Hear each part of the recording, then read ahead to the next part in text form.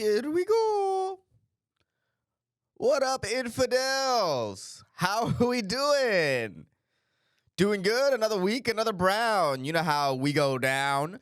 A little bit of a change up on how I release it. I'm always changing up how I release it until I find a system that works for me.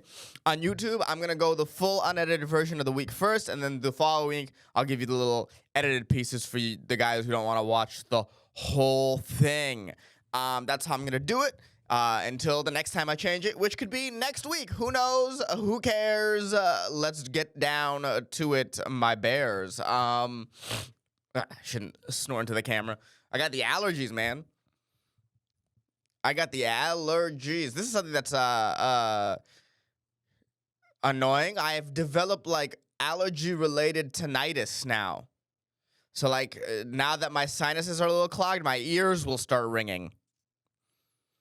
It's very annoying. Just man, nothing is more just concerning than tinnitus. Just the hearing going on and hearing that the buzzing. That shit is wild. I think maybe it's because I hear the sound. I also could just be losing my hearing and blaming it on allergies. But I think I'm around loud noises. God knows my voice is annoying. Of course I'm losing my hearing. Can you imagine having to hear this every day? Constantly? I don't know how my girlfriend does it. This is, well, quite possibly one of the worst voices to choose for public speaking. And yet, I'm here, baby. I'm here and actually doing quite well in it, if I'm being honest. Sometimes you just gotta step into your awful voice. This just instantly hateable voice, just choosing to say bullshit online. That's what I'm here for, baby. Just the awful bullshit voice. Man. Just got back. You see my shirt? Comedy Cabin. Shout out to the Comedy Cabin. Just a random comedy club in the middle of a cornfield in Wisconsin. Janesville, Wisconsin. Because in my mind, when I booked it, I was like, Janesville is going to be like, this is going to be like a middle of nowhere. And it's a town with like 70,000 people, so you're like, oh, it must be the suburb of a big city. No, it's a suburb of a cornfield. I didn't sell well on the road. A couple infidels showed up. For all you infidels that showed up to my road gig, I appreciate it. I'm going to be setting up smaller little dates every once in a while here and there. So keep on a lookout, my dudes. But god damn, dude. As I passed the first couple cornfields, I'm like, oh wow, I'm truly gonna be in the middle of nowhere. Right? And usually in places like this, when you go, you don't expect the room to be good. You expect, it to be hard to win over the people that come.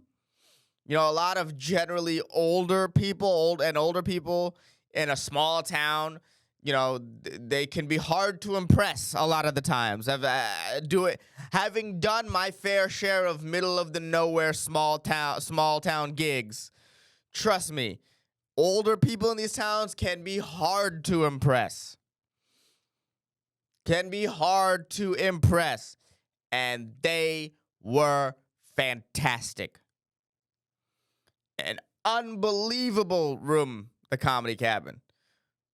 Room is in a perfectly small little black box. Low ceilings. Great audiences. I mean, I never had more than 30 people at a show, maybe 30. Didn't even come close to filling the room up once. Had a show with I would say 15 at its smallest, and those 15 were phenomenal.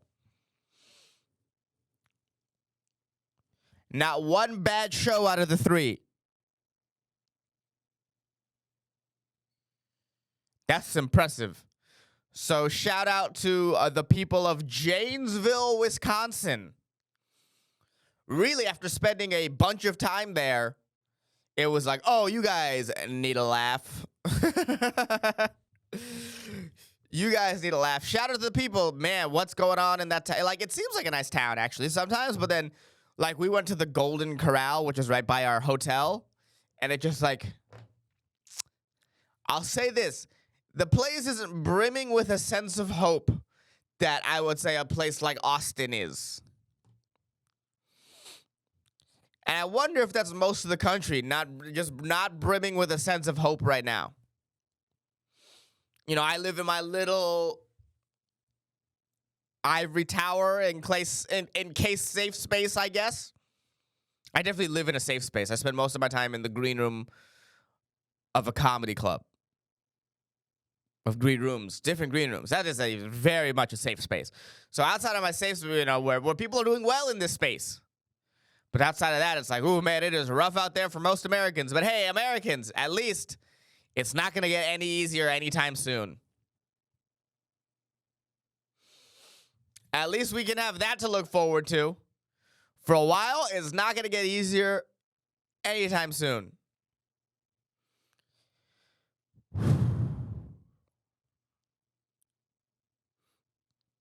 You know, for a while, you know, for a while, like people were like, you know, the big reason why Biden won against Trump is it felt like people were like, we're tired of Trump, we're tired of the, you know, this division that we see. Anyone but Trump. That was the sort of thing that people voted on, and they voted Biden because they thought anyone would be better than Trump. But I think we're universally seeing now is that nobody is definitely worse than Trump. And that's how it feels like, what it feels like we have as president right now. It feels like nobody is president. We have a guy who's asleep at the wheels and just a puppet for whoever. I don't even know who runs the country. I couldn't tell you who really runs the country at all. Zero clue. Feinstein's corpse, it feels like, is still running the shit. We have a vacant government right now, and it's horrifying. At least it'll last at least another year, huh? Woo! But yeah, Wisconsin. The land, Janesville, Wisconsin. The land of not very big hopes, it feels like.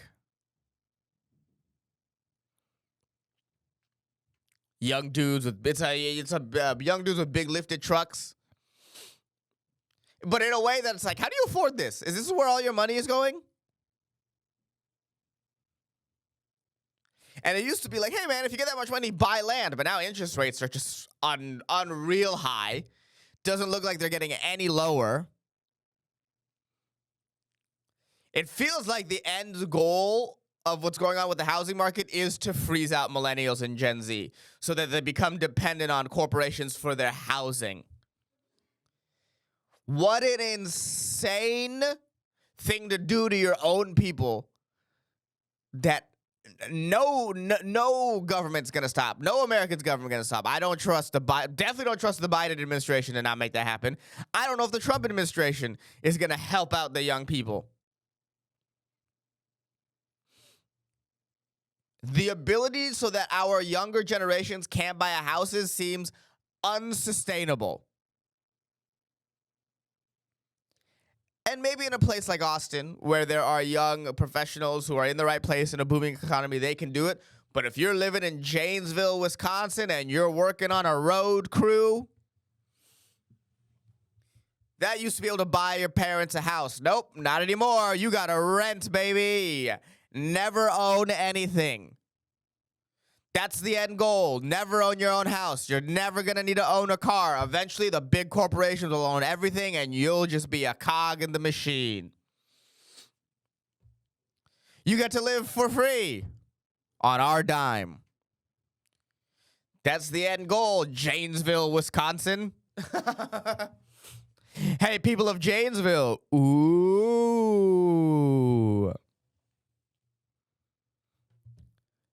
I will say this. Went to Wisconsin, had the cheese curds, phenomenal. Yo, first time having cheese curds, unreal. So good. They are like mozzarella sticks with none of the downside. I don't know if that makes any really. I don't know if that makes sense really, but it makes sense in my heart. You know what I mean? Because sometimes when I get mozzarella sticks, I'm like, I didn't need this much. The first bite of the stick is good, and then the last half is like, I'm just sort of finishing this stick to get to the next stick. Cheese curds don't got that. They're small. You pop them in. It's like, oh, this is the initial bite of the mozzarella stick. That's what makes them fantastic. And me just saying that is probably sending some Wisconsinites up the wall. You're comparing them to what? No, I'm saying they're better than. They're definitely the same family as mozzarella sticks. And I'll die on that hill. Cheese curds and mozzarella sticks are cousins. For sure. For sure they're cousins. And we can fucking fight about it if you want.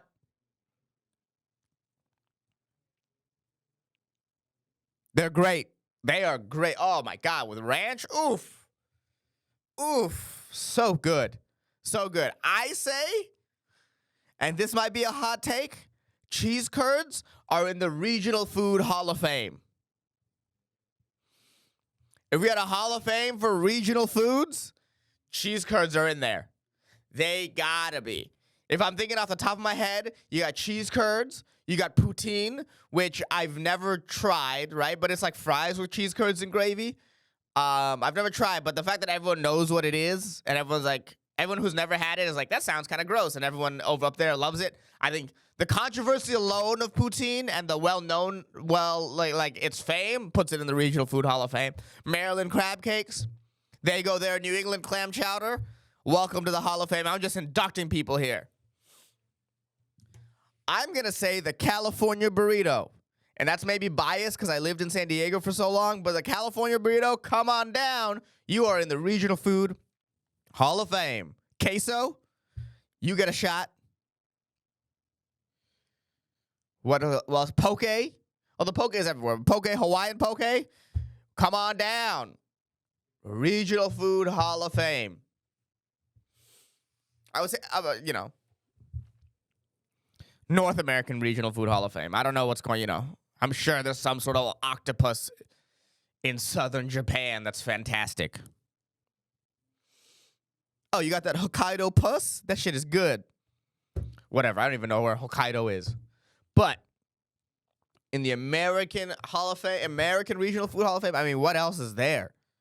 Rocky Mountain oysters, I got to put on there because they're just bull testicles. That's fucking hilarious. Calling them Rocky Mountain oysters. I wonder if you slurp it up.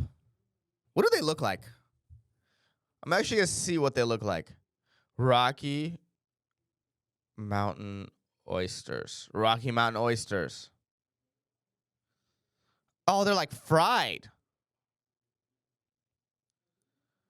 Whoa, crazy. So you definitely don't slurp it up. It's not like an oyster where you're like, ooh, fine dining. Yeah. What else? What is a good other? I feel like I'm missing a regional food. I haven't been to all parts of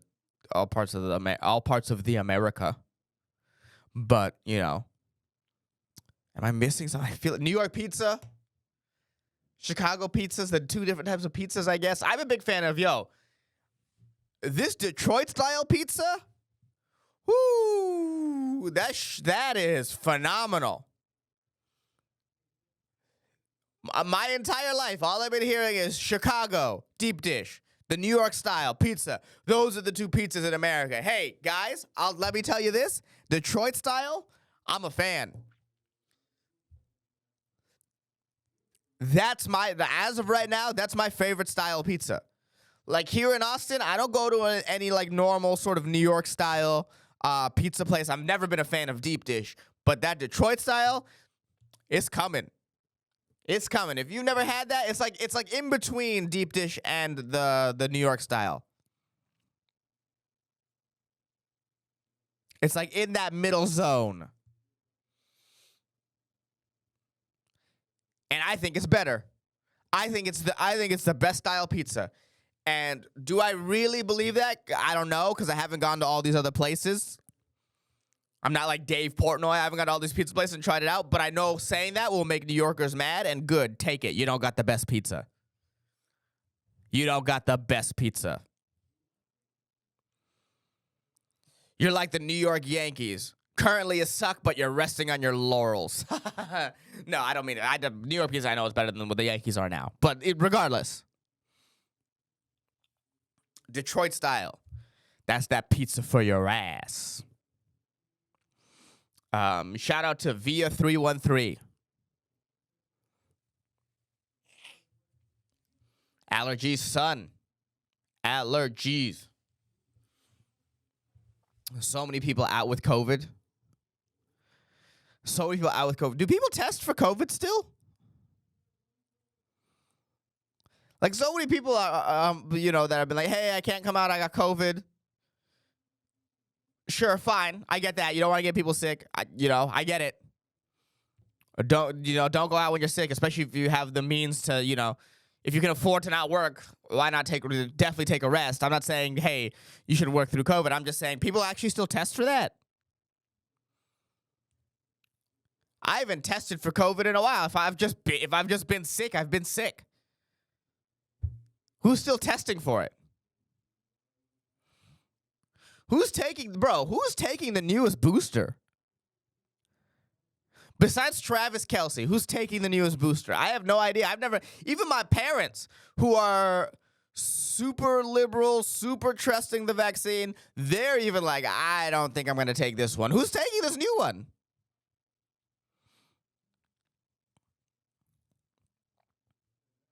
I have yet to meet a single person that's been like, yeah, I took the one to help against the Kelce strain or whatever.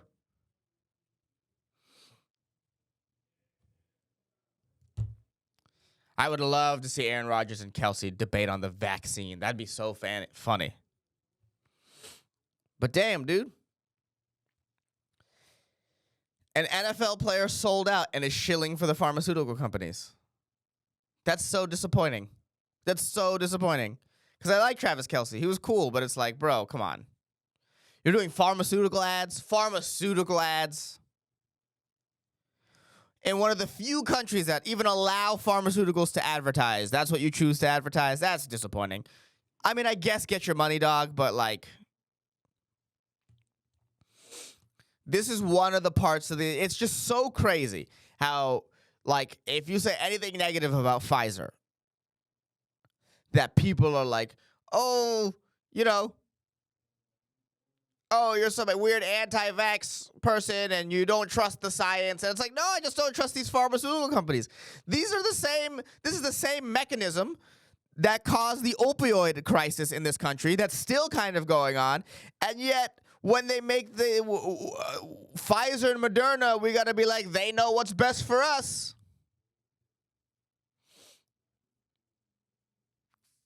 I took the vaccine. But I'm also aware of, like, man, these people are evil.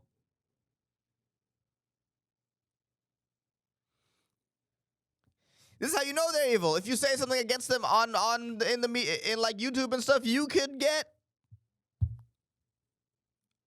shadow banned or whatever. It's like, well, this is crazy. It's crazy. And then an NFL star is doing that. And then on top of that, he's doing ads for a pharmaceutical company and then now dating quite possibly the most famous person in the world right now. So they just got to run these ads. Every game Taylor Swift is going to be at, they're going to run that ad a bunch. And they know.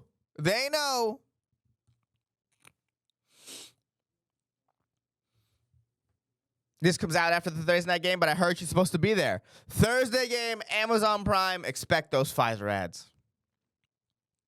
It's wild. All right. We've gone 20 minutes, and I hadn't talked about Israel, Palestine yet, but I think that we are here. Oh, before I talk about Israel, Palestine, I thought this was interesting, too, because this happened to me on my flight to Milwaukee. I'm on Southwest, and early boarding group A, check in on time, baby. Right? I sit down, get my window seat. Pretty early into the boarding process, this woman sits next to me, like way too early. Like, hey, there's a lot of window and aisle seats open. I doubt you want a middle seat now. So what's this about? Immediately. And then she pulls out her phone and starts doing Wordle. And her first word is horny. And I was like, are you saying something to me? This feels like it. You're sitting here way too close to me. Your opening word is horny, which is a terrible opening word for Wordle. That's what made me feel like it. It's like, what? That's your opening word? Horny? A Y. Your opening word has a Y in it. That's a waste of, that's a waste. And then out of the Wheel of Fortune 6, RSTLNE, the only one you have is R and N. That's horrible opening strategy.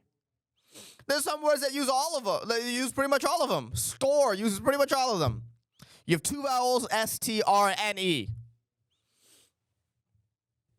Stare. I usually use store or stare. That's my opening word. But horny, that's your opening word? Look, obviously, we're just on a plane, so she's not trying to hit on me. But let's say on the outside situation, like the outside chance that she was, the fact that she used horny as her opening strategy for sure turned me off. That's your opening word? You gotta have a better opening word than that. I can't. A do has a bunch of vowels. It's like I can't imagine. Although I don't like a do because you have the U at the last place, and that feels like a just waste. It's like the only word I know that ends with a U, five-letter word that ends with a U. So, you know, even if you have the U, you have to figure out where it's from, where it goes in the thing. I'm not a big fan of a do. I in the third place. Not a big fan of that. I'm a big store. That is my opening word. I'll tell you what, even if you don't like story, it's way better than horny. I'll tell you that right now. Fucking idiot. Dumbass. All right, now that we got the important things out of the way, let's talk about Israel, Palestine. It's happening, man. It's happening. Opened my phone one day to the just news of like Hamas attacking, and it's like, oh God. Why? What are you doing? Why are you killing these people? I mean, and you know, there's that whole history of oppression and the apartheid and the atrocities that like Israel has committed, but to commit atrocities back is such a bad game plan, especially to a country that's stronger than you. What is the end goal? To get wiped out? Is that what the end goal is? It just doesn't make any sense. It just doesn't make any sense. It's crazy. Crazy. Everyone has to come up with a statement on Israel, Palestine, too. It's like everyone has to let their feelings be known. Like, hey, this is what side I'm on. Really? We need that? Bro, the Miami Dolphins put out a statement. Miami Dolphins don't stand with the murdering of innocent people. Oh, really, Miami Dolphins? You don't? Thank God you let us know. Because I saw what you did to the Denver Broncos, and I'm like, oh, they like murdering innocent people. Thank God they dropped that. Without it, I would have never known. It's so like this is it's also crazy. Like, man, this is the humanitarian. How come the Miami Dolphins don't do this for other humanitarian crises? The Miami Dolphins are now my jaw rule. I need them to tell me how they feel about what's going on. Otherwise, I don't know how to feel anymore. Dolphins, how do you feel about Israel cutting off all electricity and water to all the Palestinian civilians? What's your thought on that? Miami, what's your feelings on the Yemeni crisis? I need to know that. Miami, how did you feel about the Rwandan genocide? Hey, Dolphins, you were remarkably silent about the 2004 Indonesian Indian Ocean tsunami. How come? You guys are water animals. Seems like you might be on the water side. Without an official statement, I don't know. Hey, Miami Dolphins, what do you feel about the Julius Caesar's genocide of the Gauls? Thank God you told us, Miami, that you were against killing innocent people. But because until now, I thought Miami was for sure all about the deaths of innocent people. I thought for sure they were about the deaths of innocent people. Thank God they released this statement. Your silence is complicit. Is it? Is it, or is it kind of obvious that everyone is it kind of obvious that pretty much everyone's like, hey, don't kill innocent people? I don't think I need to say it out loud for you to believe me. It's so crazy, too. What side are you on? How is there a side? It's like it's like weird that people can't hold these two beliefs at the same time. That like, hey, Hamas is a fucking terrorist organization that's going around killing innocent people, and the treatment of the Israelis, of the Palestinian people, is horrific. Both those things can exist at the same time.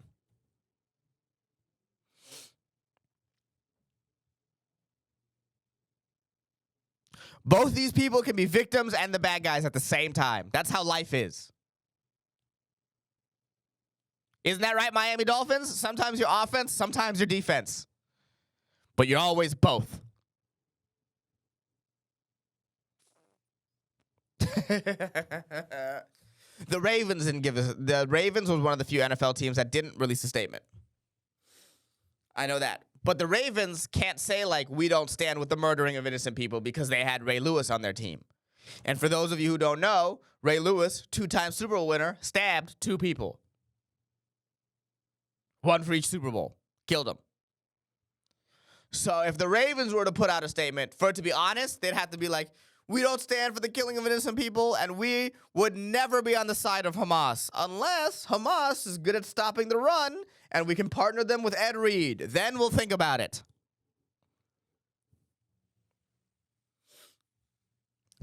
Thank you, Miami Dolphins, for letting us know what side you're on the kill innocent people debate.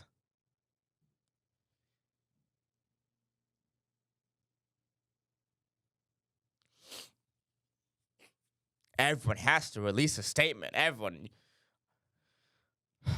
Well, it's so funny. Everyone in Hollywood having to release their statements because the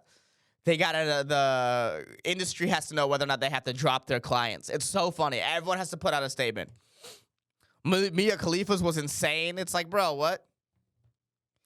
It's just the people celebrating Hamas and like in the streets is insane. People online being like, this is only about anti-Semitism, and that's all it's about. Oh, really? That's all it's about? There's no other nuances to this situation?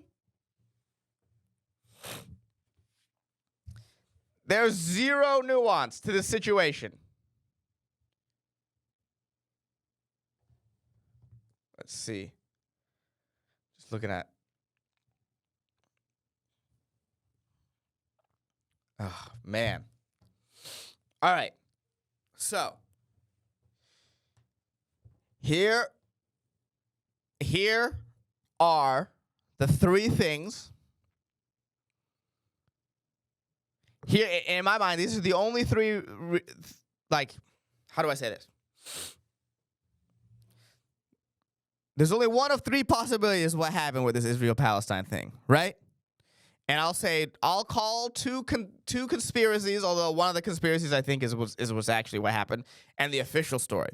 The official story and the first possibilities is that Israel's actual surveillance and defenses are so weak in some of these places that these primitive paragliders could come in and take over a music festival and invade from Gaza without any warning, complete surprise attack, and commit these horrible atrocities. That's the official story, right? Conspiracy theory one, second possibility, which is what I actually think happened, is that there are reports from the BBC, the Times of Israel, that Egypt had warned Israel that the attacks were going to happen up to 3 days beforehand. And this has been confirmed by the head of the House of Representatives of Foreign Affairs Committee, Michael McCall, who is Republican, by the way. That is important to note, that this is a Republican senator saying, or representative saying this. So the second possibility, the conspiracy, is that Netanyahu looked away knowing that they could then turn around and use that as an excuse to finally run Gaza over. Because if you look at the language coming out of the Israeli brass about how these people are rats who need to be exterminated, well, that sounds bad if there isn't an attack first. If there isn't an attack first, well, you can go ahead and do that. Why not sacrifice a couple hundred people when you could take out a couple million? Cut off their water, cut off their electricity. Do a full-scale ground invasion. No one's going to say, no, you got attacked first. So if you look the other way, you can get what you want. And eventually, I would almost guarantee that the West Bank is next. And it serves as another purpose for them. Israel and Saudi Arabia have begun peace talks this year, and Saudi Arabia and their biggest rival in the region, Iran, established diplomatic communication again for the first time in years. If you're Israel and you see, like, hey, the two Arab nations that used to hate each other are kind of butting up, well, I'm talking to Saudi Arabia first, and look what happened. Oh, Hamas, Iran funded Hamas, comes in, attacks us. Look, Saudi Arabia, this is what they're up to. It could drive a wedge between the two Arab countries. That could also be a goal. It's multi-purpose. It's a lot of purposes to looking the other way. In fact, Israel called this their 9/11, which some people believe that the U.S. government knew the attacks were happening, looked the other way, so then they could further their agenda. If it's truly their 9/11, those questions have to be brought up. That's conspiracy theory one, which I think is probably the real thing. Now, my second conspiracy theory is way more dark, and it's probably not what's happening.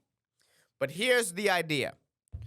Israel is talking to Saudi Arabia. Saudi Arabia is talking to Iran. Everyone in the region is like, hey, let's establish communication with each other.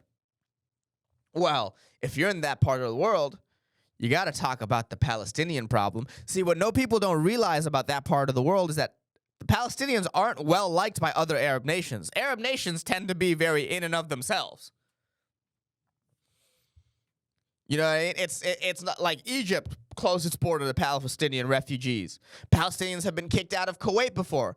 In Lebanon and Syria, they've had problems with Palestinian refugees. In some of those places, Lebanon, I believe they've even fought them. Palestinians are second-class citizens everywhere they go, treated terribly. They are not well liked in the Arab world. So, if you're the three big powers of the Middle East, and you start talking and you start going, hey, what do we do with the Palestinian problem?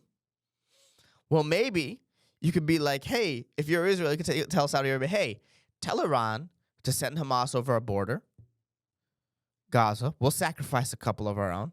We'll use that to push out, take Gaza Strip. At the same time, Iran, you can be like, hey, Israel, if you attack us, we'll go to war, because that's what Iran's been saying, and there's no reason for Israel to attack Iran. There's no reason. But with Iran saying that publicly, Israel can be like, hey, United States, we need money. There's a potential for war where we're attacked on all sides. Iran can then go to Russia, being like, look, Israel is getting this much money from the United States. Saudi Arabia can look at the U.S. like, hey, give us money. We can be the war. If war breaks out here, we can be the ones to make sure to fight on your behalf in here because we're such close allies. And then everyone is getting money from the Western powers. and no one actually attacks. So you can get rid of the Palestinians, take that problem away from everyone in the region, and then get money from everybody. So you can get rid of a problem, get richer, and they're all sort of working together. That's conspiracy theory number 3. And I don't know which one is real, but I do know that I need the Miami Dolphins to comment on what they think is real. Hey, Miami Dolphins, what do you think is going on here?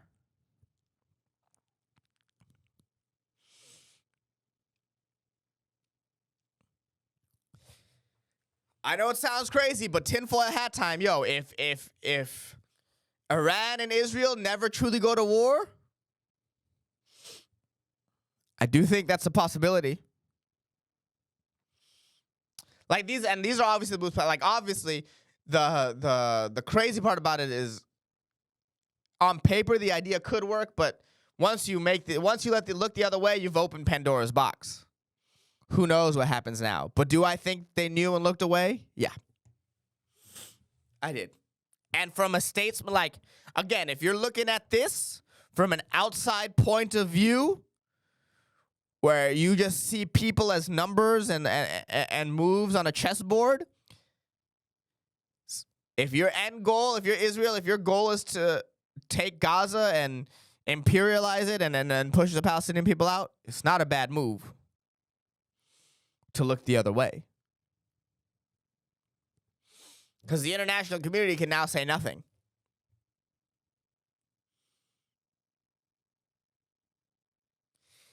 And anyone in media who's like, hey, why are they cutting off water and electricity to the people there? The children of Palestine. People are like, well, they killed the children of Israel, right?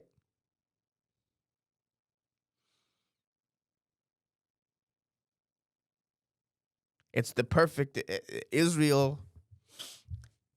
I'm saying if they knew about it, if they looked the other way, they found the perfect excuse for genocide.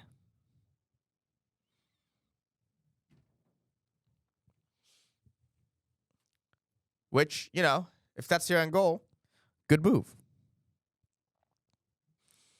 But yeah, people have been wondering, what is my official statement on the Israel-Palestine thing? And my official statement is, I think whatever the Miami Dolphins think. That's the most important person to me in this whole situation. Hey, Miami Dolphins, what do you think? I really look to the Miami Dolphins because their fast motion offense is so revolutionary that they must have ideas on the world that I also agree with. Put out a statement. Whew. But yeah, so that's my theory on Israel-Palestine. Let me know if that sounds garbage, especially that third conspiracy theory. Because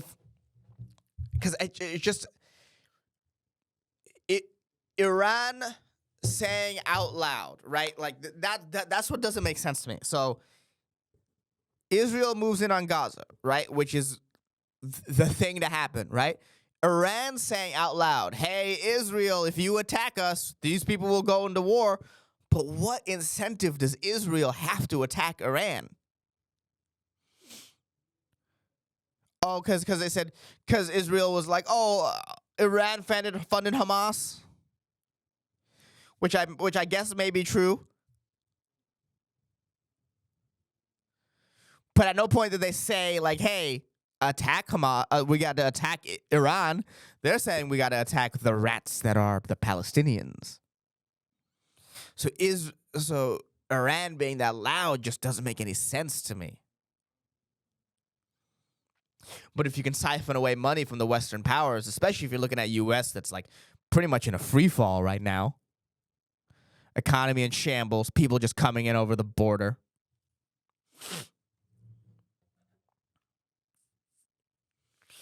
They're saying that like people are like, Hamas is like, oh, we're sending people over the American border and yada, yada, yada. And I don't know if that's necessary. I don't know if they're that big. You know, this is something that people think about these Muslim terrorist groups, like they'll be like Hamas is like Israel said today, Hamas is ISIS, and it's like Hamas is not ISIS. Hamas and ISIS hate each other. ISIS and Al Qaeda don't like each other. Like all these like Muslim groups are so fragmented that I don't know if they have like truly the power to pull off an attack on foreign soil like that. I really don't think that way. I really don't think they do. And like you said, you might say 9/11, but a lot of people would say that we knew it was coming and we looked the other way. If a terrorist attack happens on American soil, trust me, that means we look the other way. Turns out Russians were not a big enough bad guy for us to get the economy going. We need to be mad at the Russians. And, oh, look at this rise in Muslim extremism again. This kind of went away after ISIS. What did ISIS do? Outside of their area, what did ISIS do? Maybe I'm wrong. Hopefully I'm right. But we shouldn't be letting people just stream over the border unchecked. That's crazy. That's crazy. I did think that though. Is that the sort of natural end stage of imperialism? Because now you're seeing this huge migrant crisis in America. You're seeing this huge migrant crisis in Europe. Is that the end? Is that kind of the natural end state of imperialism? Is that we spent so long destabilizing these countries over a century, us in Latin America, Europe, and Africa, way more than a century, almost 200 plus years. We spent so long doing that eventually the people would just come over to the places that destabilize them. Well, we're being fed the propaganda that the country that did this to us is a stable place. Might as well go there. And there's probably a bit of like your enemies shipping in migrants as well. There's probably a bit of that, like active sabotage. But is this what we're seeing? Is what we're seeing now the natural end stage of imperialism? Because that's what kind of happened with Rome at the end, right? The barbarians and the borders. Once you overextend, you leave yourself vulnerable to the people that you overextended yourself on. That seems to be the historical sort of route of empires. I don't know what killed the Mongolian Empire. I don't know what the Chinese empires were like with the Moguls and the Ottomans. I don't know if that was a factor in their downfall. But I know there's at least another historical example of this happening. So is what we're seeing actually just an unavoidable consequence of our want to expand influence? There's got to be some sort of political science guy that could tell me, like, yeah, this is what happens when you overextend. Then your border becomes weaker along all levels. The United States is overextended right now. We have money going to Israel, Iran. We have more money going to foreign powers doing their foreign wars than it feels like we have coming into us. I'm so tired of being involved in wars in other parts of the world. My entire life, we've been at war. My entire life. Iraq, Afghanistan, and we were in those forever. And the second we go out of there, we're in Ukraine. We just sent an aircraft destroyer to Israel. It's like there's none of our politicians' focus is on us. And I'm done voting for teams. I don't care if they have the D next to their name. I don't care if they have the R next to their name. Whatever politician is talking about, hey, this is what the American people need. We need to stop going to war and stop funding up wars and focus on our failing infrastructure, our failing economies, our failing government, and make it better for the people of this country. I would do that in a heartbeat.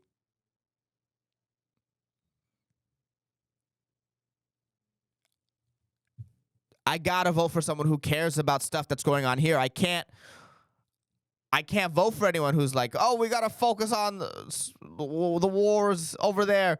We gotta help democracy, which used to be a Republican talking point, now it's a Democrat talking point. But that's who I'd vote for. even if they're in jail. But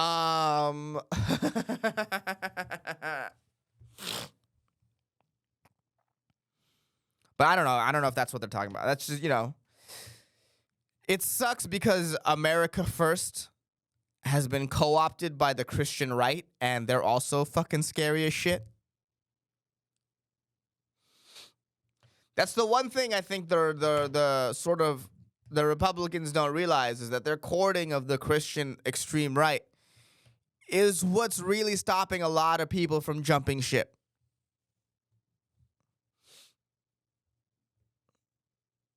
There's a lot of people who are unhappy with the Democratic Party, but the courting of the Christian right, man, that always makes people go, well, do I want to do this?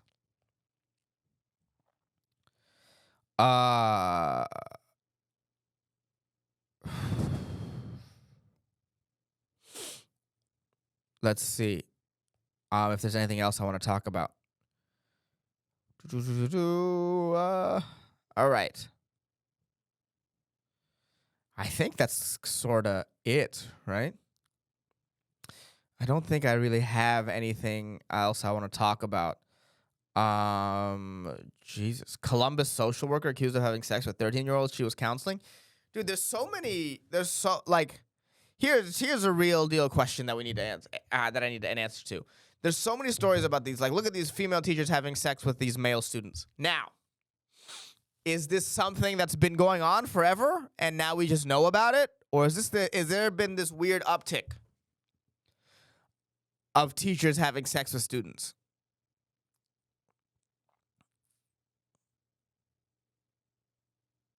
Right?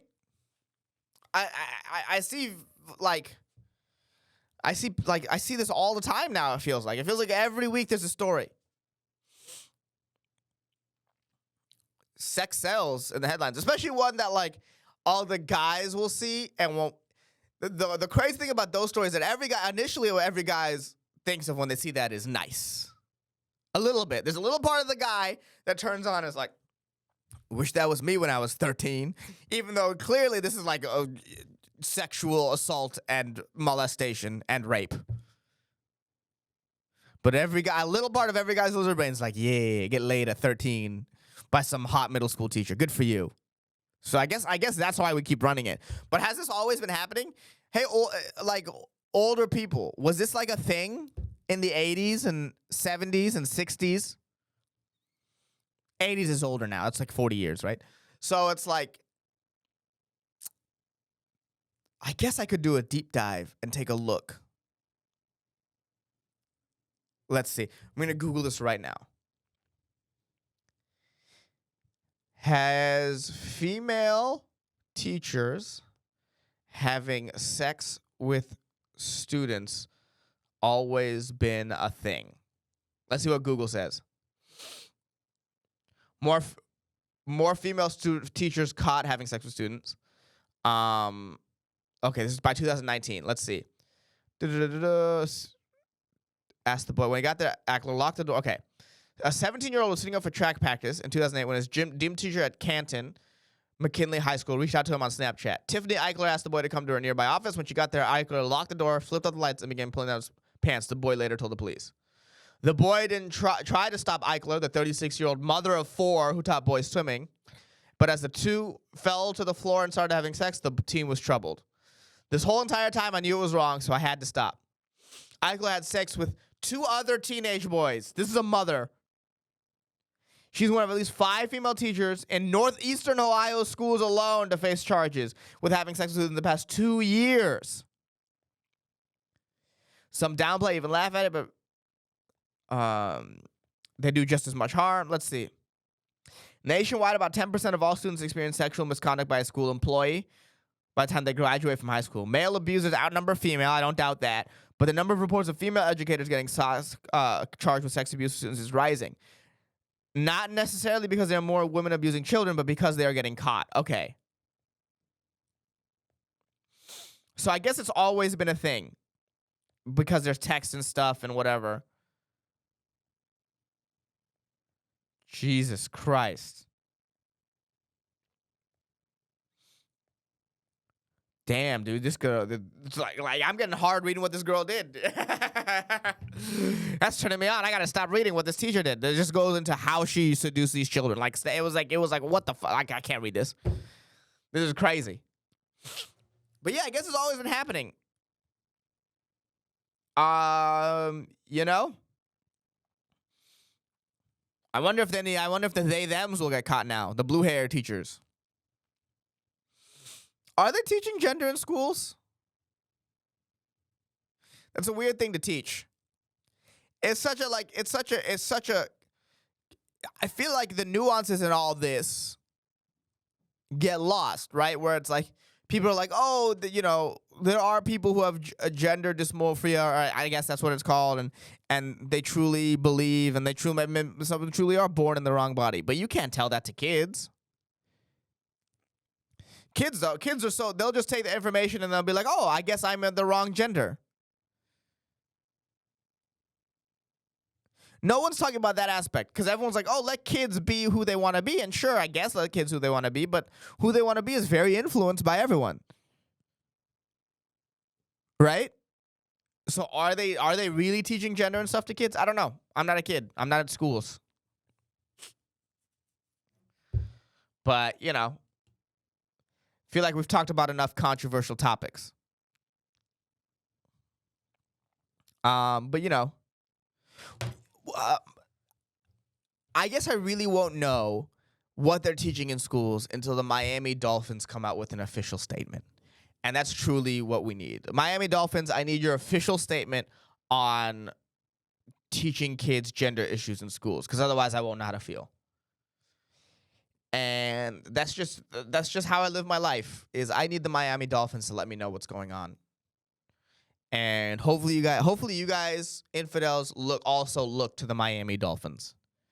That's the one thing you need to take away. You got to look to them to know how to feel about humanitarian crises and current events. And that's the takeaway from this week's episode of Dangerous Brown Guys. I love y'all. I'll see you next week. I'll release the full episode on YouTube tomorrow, and then the edited parts will come out if you just want the Cliff Notes. If you just like the Cliff Notes that I do, that'll be for you. So, I end every week by saying peace in the Middle East, and I'll say it again, and I truly, truly mean it, and I truly hope that is the outcome of what happens. But the realist in me knows that it just kind of is just a hope. But you put it out in the universe. We talk about manifesting, so hopefully it'll come. So infidels, I'll see you next week. Peace in the Middle East. Bye.